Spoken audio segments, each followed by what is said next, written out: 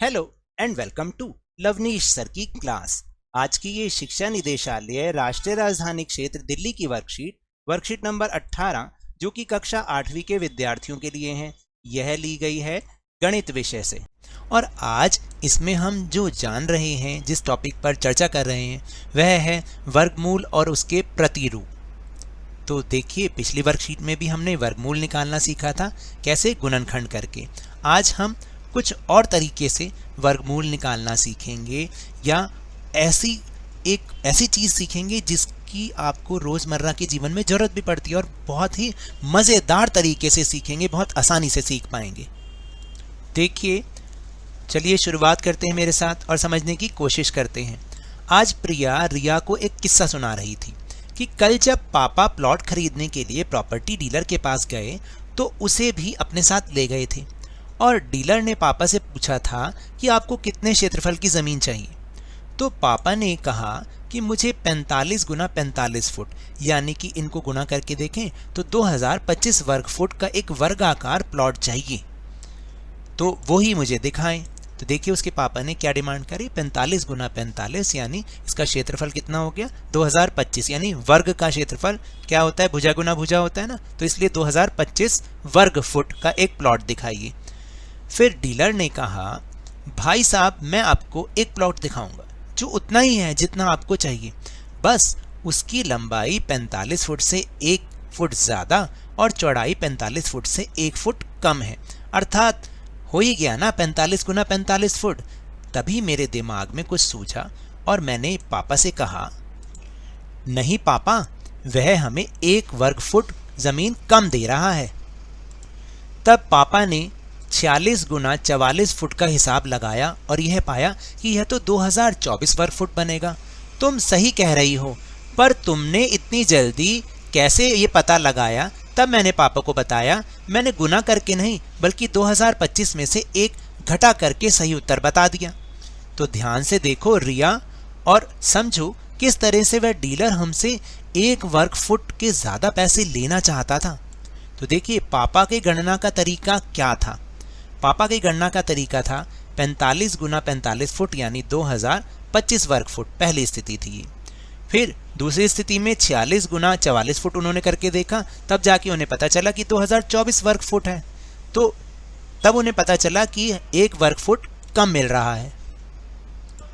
और बीजीय व्यंजकों के अनुसार प्रिया की गणना का तरीका क्या बना, उसने किया 45 फुट गुना 45 फुट बराबर 2025 वर्ग फुट।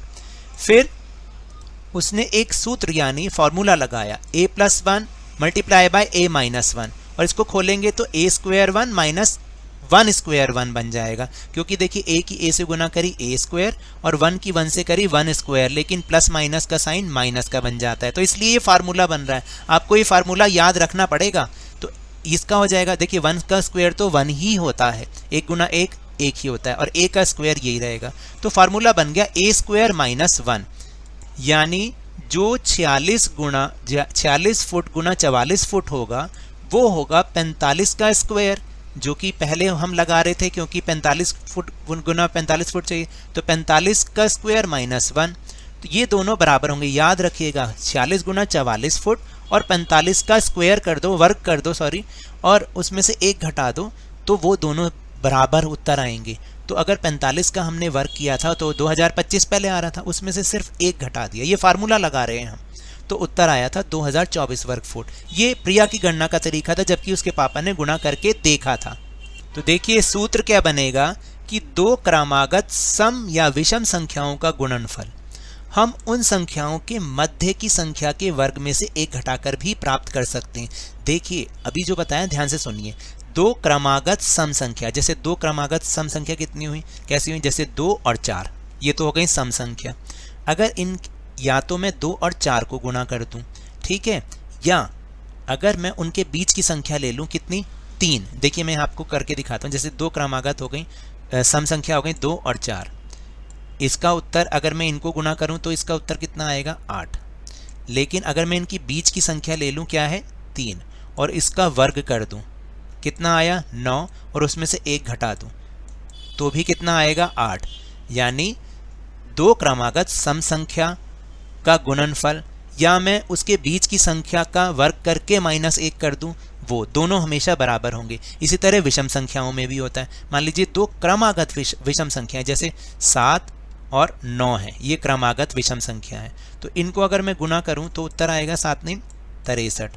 और अगर मैं इनके बीच की संख्या ले लूं 8, उसका वर्ग करूं, कितना आया 64, और उसमें से 1 घटा दूं, तब भी मेरा उत्तर वही आएगा 63।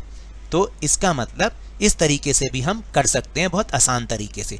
सो आप जल्दी से अपनी मैथ्स नोटबुक निकाल लीजिए ताकि हम इन प्रश्नों को हल कर सकें। जैसा कि ऊपर हमें फॉर्मूला से मिला कि अगर दो क्रमागत सम या विषम संख्याओं का गुणनफल निकालना हो तो हमें उनको निकालने की जरूरत नहीं है, उसके बीच की जो भी एक संख्या है उसका अगर हम वर्ग कर दें और उसमें से 1 घटा दें तो हमें उत्तर बहुत आसानी से मिल सकता है। जैसे ये है 1999 और 2001। अब इसके बीच की संख्या क्या होगी, वो होगी 2000। ठीक है, इसका आप कर दो स्क्वायर और उसमें से 1 घटा दो, तो अगर हम इसका स्क्वायर कर सकते हैं, इसका वर्ग कर सकते हैं, तो यानी 4 के बाद अगर आप 6 जीरो लगा दोगे, हो गया, ये वर्ग आ गया इसका, और इसमें से 1 घटा कर दो, तो उत्तर कितना आएगा, जरा बताओ कितना उत्तर आएगा। उत्तर आएगा, बहुत आसान है, 3 लिख के और 6 बार 9 आ जाएगा। ठीक है, तो ये आपका उत्तर हो गया। देखो आपको इसको कुछ गुणा करने की जरूरत ही नहीं पड़ी। फिर अगला प्रश्न, 24 और 26, इन दोनों के बीच की संख्या क्या है, वो है 25। आपने उसका वर्ग करना है और उसमें से 1 घटाना है। तो 25 का वर्ग अगर आप करोगे तो कितना होगा, 25 25 कितना होता है, वो होता है 625। 25 को 25 से गुणा करोगे तो 625 आएगा, और उसमें से 1 घटा दो तो उत्तर आ गया 624। अब बताओ इसको गुणा करोगे तो कितनी देर लगेगी, और मैंने कितनी जल्दी कर दिया। अब जैसे 96 और 98 है, इनके बीच की संख्या क्या है, वो है 97। उसका वर्ग करो और 1 घटा करो, और जल्दी से मुझे बताओ। तो जब हमने 97 का वर्ग किया तो हमारा उत्तर आएगा 9409, यानी 9409, और इसमें से 1 घटाओगे तो उत्तर आ जाएगा 9408। है ना आसान, बहुत आसान है ये। अब ये वाला प्रश्न देखो, देखने में तो बहुत मुश्किल है। अगर हम ध्यान से देखोगे, ऊपर वाली जो संख्या है इसको तो आप ऐसे ही लिख दो, इसका हमने कुछ नहीं करना। या अगर आपको क्या करना है, देखो, या तो इसको दोनों तरह से कर सकते हैं। ऊपर वाले को इसी तरह से रख दो जो लिखा हुआ है, और नीचे वाले को हम चेंज कर सकते हैं। ये जो 323 का स्क्वायर -1, ये हमें फॉर्मूला से मिला है, तो इसका मतलब ये जो 323 है ये इन दोनों के बीच की ही संख्या होगी ना, तभी तो हम ये वाला फार्मूला लगाते हैं, ये वाला फार्मूला जो हमने लगाया था। तो अब दोनों जब 1 आ गया तो इसको इससे काटा, इसको इससे काटा, 1 आ गया। या तो इसको ऐसे कर लो, या जो नीचे वाली संख्या है पहले आप उसको इस तरह से लिखोगे, और ऊपर वाली संख्या जैसे ये, इन दोनों को गुणा नहीं करना, मैंने फॉर्मूला सिखाया ना आपको। इन दोनों के बीच की संख्या क्या है, 323, उसका वर्ग करो और 1 घटा दो, तब भी वही बात है, तब भी इसका उत्तर 1 ही आएगा। है आसान। अब इस वाले को देखो जरा, ये वाला भी बहुत मुश्किल लग रहा है, लेकिन हम इसको क्या कर सकते हैं कि 605 का स्क्वायर -1, इसका मतलब 605 किसके बीच की संख्या है, बताओ। 605 जो है वो किस किस के बीच की संख्या है, वो है 604 और 606, इनके बीच की संख्या है। ठीक है, और नीचे ये है ही है। समझ गए। हम ये लेफ्ट हैंड साइड से राइट हैंड साइड ले लें, जैसे भी हम कर लें, जो ऊपर हमारा फॉर्मूला हमने वही लिया है। फिर 606 से 606 को काट दोगे तो उत्तर 604 ही बचेगा। यही हमारा उत्तर है ना। अब 71 और 73, इसकी गुणा करने की जरूरत नहीं है। अब 71 और 73 के को गुणा करने की जरूरत नहीं है। इसके बीच की जो इनके बीच की जो संख्या है वो है 72। 72 का वर्ग करो और उसमें से 1 घटा दो। ये फॉर्मूला है हमारा, जो हमें फॉर्मूला से मिला है, और वो आता है 5184। जब आप 72 को 72 से गुणा करोगे, 72 को 72 से गुणा करोगे तो यही आएगा, और उसमें से 1 घटा दोगे तो हमारा उत्तर कितना बचेगा, 5183। तो ये हमारा उत्तर हुआ। है ना आसान। तो टेलीग्राम ऐप पर भी हमने अपना चैनल लवनीश सर की क्लास खोला है, लवनीश सर की क्लास, जिसका लिंक आपको इस वीडियो के डिस्क्रिप्शन बॉक्स में मिल जाएगा। वहां से आप हमारे चैनल के साथ जुड़ो, आपकी क्लास के सारे वीडियो के लिंक एक साथ आपको मिल जाएंगे, कहीं सर्च करने की जरूरत नहीं पड़ेगी। तो ये तो थी आज की वर्कशीट। अगर मेरे इस तरह समझाने से अब आपको समझ में आने लगा है तो इस चैनल और वीडियो को लाइक कीजिए, लाइक का बटन दबा दीजिए, शेयर कीजिए, और अगर नए हैं ना तो सब्सक्राइब भी कीजिए।